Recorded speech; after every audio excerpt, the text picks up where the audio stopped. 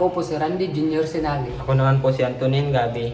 Andito po kami sa inyong harapan para magbigay ulat tungkol sa Diritang sipi, buod ng tala, prise,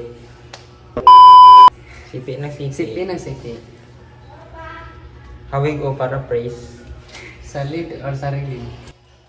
Journal sa direktong sipi, ito ay pagtatala ng eksaktong sinabi o sinulat na may akda gamit ang panipi, hindi binabago ang anumang salita. Halimbawa, ayon kay Jose Rizal, ang kabataan ay ang pag-asa ng bayan. I just had to let you know you're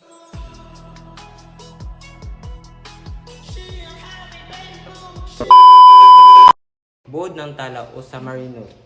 Ito ay pinaikling version ng isang teksto gamit ang sariling pananalita, ngunit nanatili ang pangunahing ideya.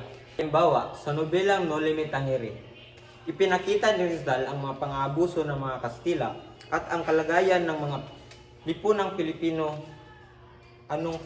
noong pangyayaring yun.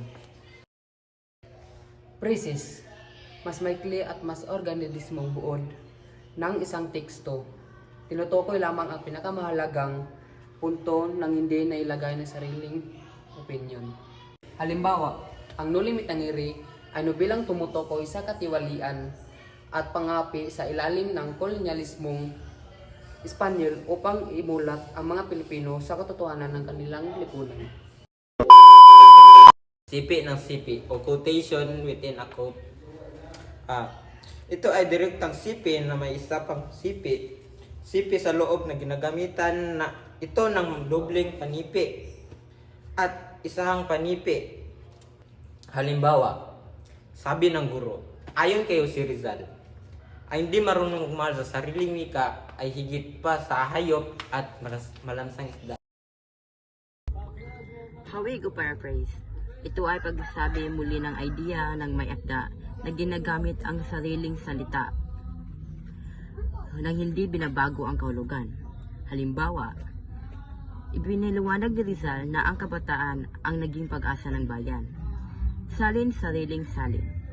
Ito ay pagsasalin na sa pahayag mula sa isang wika patungo sa iba. Halimbawa, original English. Type youth is the hope of the nation.